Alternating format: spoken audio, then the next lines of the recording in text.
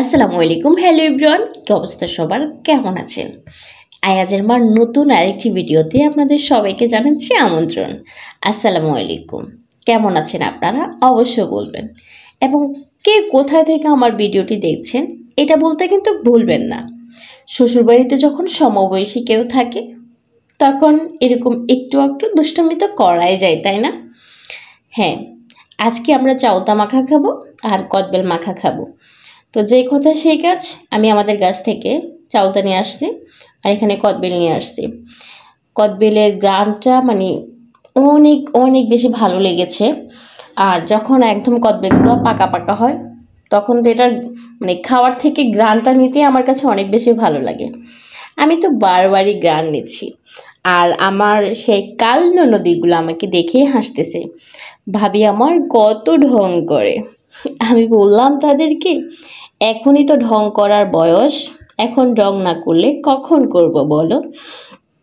এদিকে আমি চলে আসছি এগুলো সুন্দর করে পরিষ্কার করে নেওয়ার জন্য। আমার কাল ননদিগুলো আমাকে বলছে, শুধু কি এগুলাই করবে, আমাদেরকে কি কদবেল মাখা খাওয়াবে না? না খাওয়ালে আমরা ভাইয়াকে বলে দেব। কি আর করার, কাল ননদিগুলার একটু তো কথা রাখতেই হবে। কাল ননদিগুলোর জন্য একটু কষ্ট করাই যায়, কি বলেন আপনারা? আপনাদের বাড়িতে কি এরকম আপনাদের কাল ননদি আছে? থাকলে অবশ্যই বলবেন। তা আমি এগুলো সুন্দর করে পরিষ্কার করে এবার এগুলা কাটাকুটা করার জন্য চলে আসছি। এদিকে কদবেলটা আমাকে ফাটাতে হবে, এজন্য আমি প্রথমে এটা পরিষ্কার করে নিয়েছি।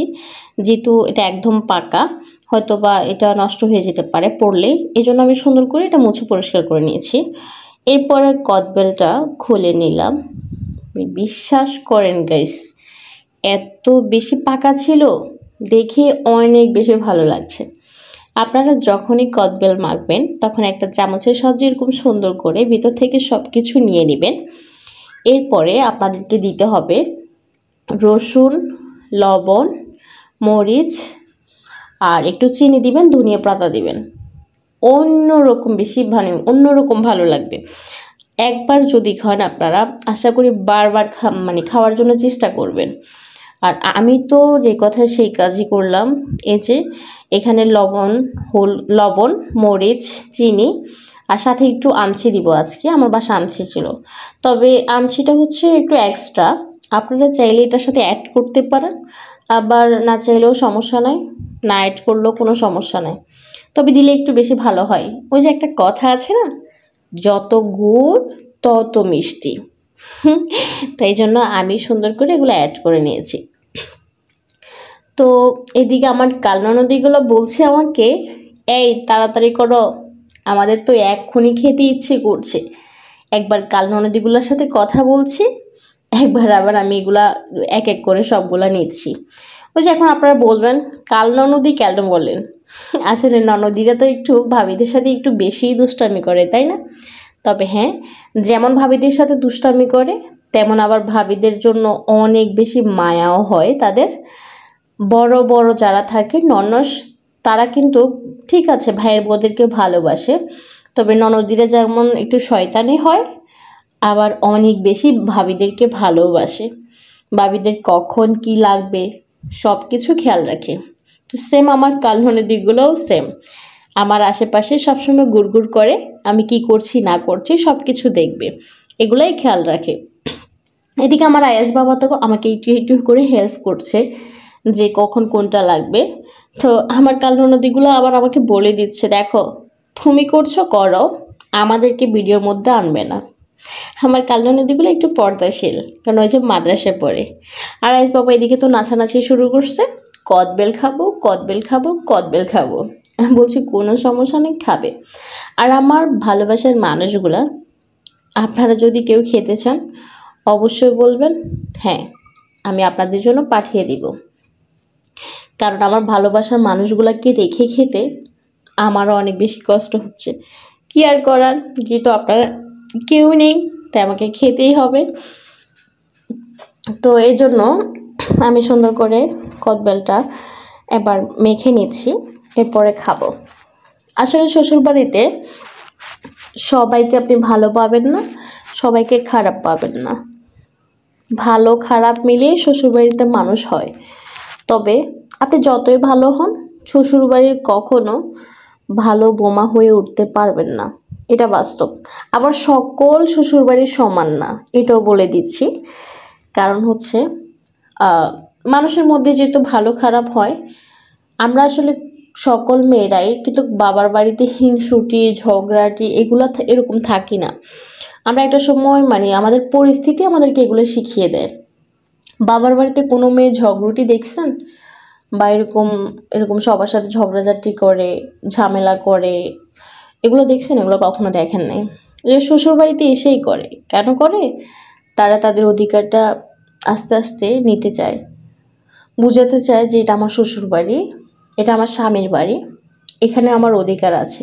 আর যখনই এই অধিকারটা খাটাতে যায়, তখনই তারা সবার মনে অনেক বেশি কষ্ট পায়। তখন সবাই বলে বউটা ভালো না, বউটা শয়তান, বউটা এমন, বউটা অমন, আমার ছেলেটাকে পাগল করছে। সেই কত রকম কথা শুনতে হয়, তাই না? যাই হোক, এদিকে আমি আমাদের এখান থেকে বিলাতি ধনিয়া পাতা নিয়ে আসছি। আর বিলাতি ধনিয়া পাতার গ্রানটা কিন্তু অনেক অনেক বেশি ভালো লাগে, তাই না? আমি সুন্দর করে ধুয়ে নিয়েছি, ধুয়ে আবার সবগুলা কেটে কুটে দিব। তবে আমি যেগুলো করছি আপনারা তো আমাকে দেখছেন, আমার পাশাপাশি কিন্তু আমার কাল ননদিগুলো কাজ করছে।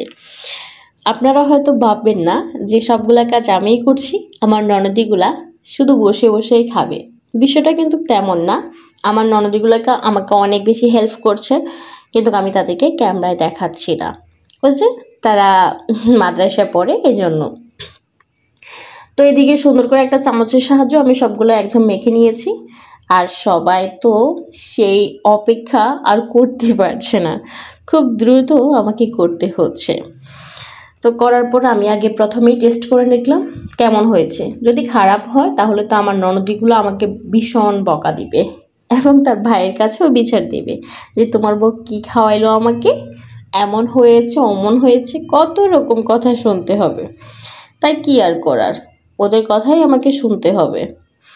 এজন্য তাদের কথা সবসময় আমাকে মানে শুনতে হয়, তাদের কথা মাথায় রাখতে হয়। শ্বশুরবাড়িতে যে কোনো মেয়ে কোনো কাজ করতে হলে আগে প্রথমে মাথায় রাখে যে আমার শ্বশুরবাড়ির মানুষগুলা এই জিনিসটা পছন্দ করবে কি না, বা কতটুকু পছন্দ করবে, ও তাদের কি আসলে ভালো লাগবে আমার কাজগুলা, এই সব কিছু সবসময় মাথায় রাখে, তারপর কাজ করে। এদিকে আমার নিয়মিত ভিডিওগুলো যারা দেখেন তারা কম বেশি সবাই জানেন আপনাদের ভাইয়া অনেক বেশি অসুস্থ। তো সেজন্য কি আর করার, সব সময় তার সাথেই আমাকে থাকতে হয়। সে একদম শুকিয়ে গিয়েছে, আপনারা দেখতেই পাচ্ছেন। তার জন্য সবাই দোয়া করবেন। আর এদিকে তো আমি তার সাথে অনেক বেশি মজা করছি।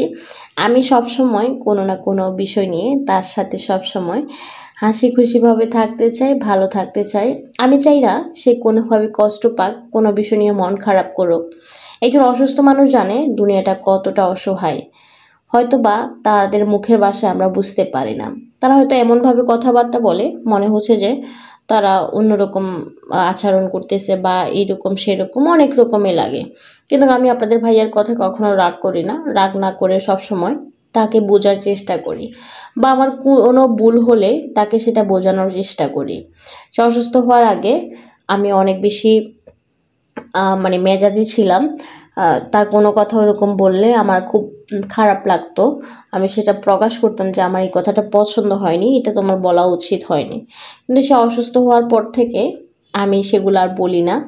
আমি সব সময় তার পাশে থাকার চেষ্টা করি, তাকে বোঝার চেষ্টা করি। সব সময় তাকে এটা বোঝাতে চাই তোমার কোনো চিন্তা নাই, আমি তোমার পাশে সব সময় আছি এবং সারা জীবন থাকতে চাই।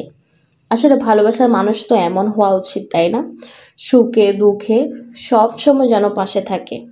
এমন মানুষ হলে জীবনে আর কি লাগে। এমন মানুষ সর্বদাই সবাই চায়। তো আমাদের জন্য দোয়া করবেন সবাই, আমরা যেন এভাবে সারাটা জীবন থাকতে পারি এবং একে অপরকে সবসময় বুঝতে পারি। এই সম্পর্কটা সারা জীবন যেন থাকে এবং খুব ভালোভাবে আমাদের সম্পর্কটা কাটে, এটা আমি সব সময় আল্লাহর কাছে চাই। কারণ আমি এই মানুষটাকে অনেক বেশি ভালোবাসি। হয়তো মানুষটাকে আমার কখনো বলা হয় না, তবে হ্যাঁ, এটাই সত্যি, আমি সব সময় তার পাশে থাকতে চাই। সারা জীবন, জীবনের শেষ নিঃশ্বাস পর্যন্ত আমি তার পাশে থাকতে চাই। সব বন্ধুরা, আমার আজকের ভিডিওটা কেমন হয়েছে অবশ্য বলবেন। আর আজকের মতো ভিডিওটা এখানে শেষ করছি। সবাই ভালো থাকবেন, সুস্থ থাকবেন। আল্লাহ হাফেজ।